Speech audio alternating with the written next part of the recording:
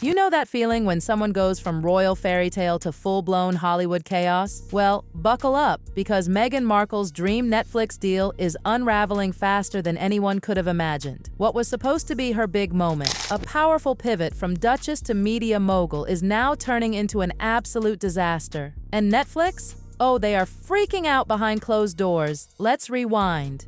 When Meghan inked that shiny, multi-million-dollar deal with Netflix, the world watched with curiosity. She was stepping into the entertainment spotlight not just as a celebrity, but as a content queen. The plan? A feel-good docu-reality series called With Love, Meghan. Think yoga, wellness, female empowerment, the usual royal-turned-Hollywood glow-up. But behind the carefully crafted brand was something much messier. It all came crashing down when producers noticed something very off in her second season. There was a cooking segment. Harmless, right? Except it looked way too familiar, like scene-for-scene familiar. Someone flagged it, and soon enough, jaws dropped across the Netflix offices. Meghan's team had practically copied a full episode of Gordon Ramsay's Hell's Kitchen. No, not just the concept, whole lines, dramatic confrontations, even the "you're the head chef" moment, straight from Ramsay's iconic Season 1. You cannot make this up. Netflix was mortified. Executives like Ted Sarandos and Greg Peters scrambled into emergency meetings. These two usually clash behind the scenes, but this time, they were united in pure panic. How did this make it into post-production?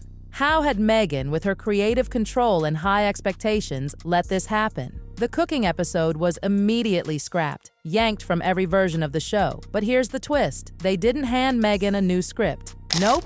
They told her to improvise. That's right, Netflix wanted her to wing it. A docu-reality show with no script? That's like throwing someone off a cliff and yelling, "Grow wings!" And of course, Meghan did not take this well. She exploded during internal calls, defending the segment like it was her crown jewel. Her spin? The show wasn't a ripoff because she had changed the setting and made the winner cook for a fictional charity event. Nice try, but Netflix wasn't buying it. Oh, and while Meghan was going on about creativity, Netflix was doing damage control hard. They reached out to Gordon Ramsay's team in full panic mode, not just to apologize, but to assure them they were handling it internally. But guess what? Ramsay was furious. Sources say he felt violated. His pacing, his confrontational style, his iconic energy. Meghan had mimicked it so perfectly, it felt like a parody wearing designer shoes. And it got worse. Once Ramsay's people started poking around, Netflix went full investigation mode. Turns out the plagiarism didn't stop at Hell's Kitchen.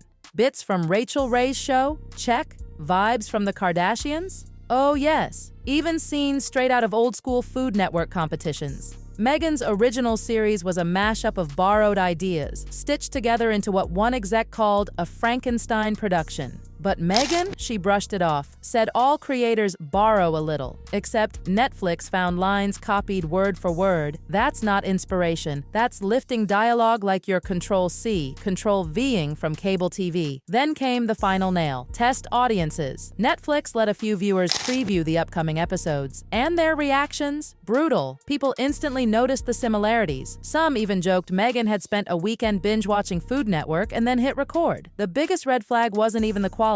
It was the deception. Fans felt lied to. And Netflix? They could see trust slipping through their fingers. But Meghan wasn't backing down. She still believed she had done nothing wrong. She called it internal drama and insisted it would blow over, except it didn't. It kept growing, fast. Finally, Ted Sarandos made the call Meghan dreaded. Everything copied was being deleted, permanently. No edits, no rewrites, no compromises. Meghan begged, offered to reshoot the episode with new dialogue. But Netflix had already lost faith. And worse, Meghan still had creative control. She could, technically, approve or reject edits. But after this mess, her power meant nothing. Behind the scenes, Netflix was stripping her influence piece by piece. They brought in new producers, assigned legal monitors to every shoot. Rewrites passed through copyright filters. Every second of footage was watched like a hawk was perched on the screen. Meghan was still in the show, sure, but her presence behind the scenes was being silenced. And while Netflix scrambled to fix the sinking ship, their other problem loomed large. The timing. The platform was already in hot water with viewers. Price hikes, canceled fan favorites, competition from HBO Max and Peacock biting at their heels. The last thing they needed was a Meghan Markle scandal dragging them down further. And yet,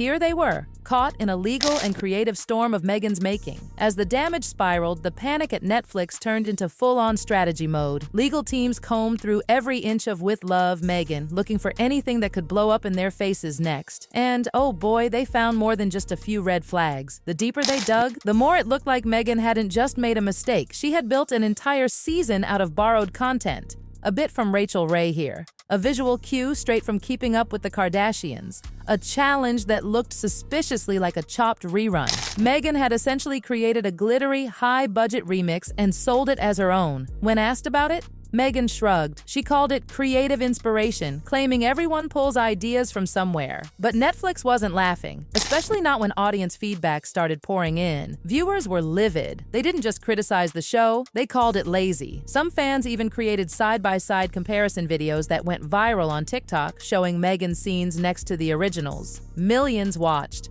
And the verdict? Meghan hadn't been inspired. She'd copied. Still, Meghan dug her heels in. She refused to believe she had done anything truly wrong. She even tried micromanaging the reshoots, demanding daily footage reviews, inserting herself in every edit meeting, calling late-night emergency calls that most people skipped. She was spiraling, and everyone could see it. Insiders say the production turned into a circus. With no real script, scenes dragged on aimlessly. Cast members were told to follow Meghan's lead, but with no structure, footage became a mess of rambling conversations and awkward moments. Editors behind the scenes described their job as building a house out of fog. Scenes were stitched together frantically, trying to create a storyline where none existed.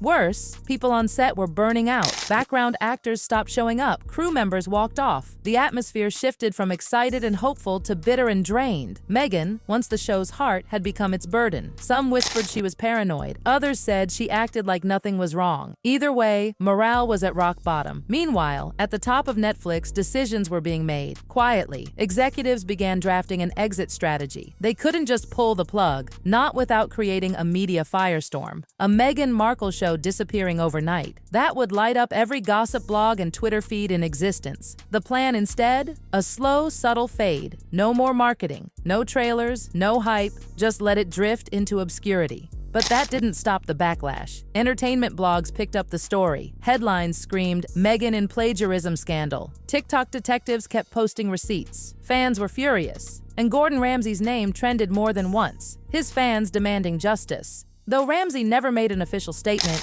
insiders say he was still furious behind the scenes. Back in Meghan's camp, things weren't looking good either. Her once busy calendar started looking suspiciously empty. Brand deals vanishing, public appearances fading, people weren't returning her team's calls. Meetings were mysteriously rescheduled. Meghan's inner circle was shrinking fast, and she knew it. The worst part? Netflix had started reviewing her contract. All of it. Renewal clauses, escape options. Someone leaked that the odds of her show getting a second renewal were now basically zero. What was once a golden partnership was now being treated like radioactive waste. And Meghan? She was still trying to maintain control, but the truth was clear. She wasn't in charge anymore. She was reacting, scrambling, trying to save what was left, and no one was following her lead. Eventually, it became undeniable. With Love, Meghan had become a cautionary tale. A story not about stardom or disruption or breaking the system, but about what happens when influence goes unchecked, when you treat originality as optional, when you forget that the industry might lift you up one day and drop you just as fast the next. Netflix is moving on, quietly, swiftly, and without looking back.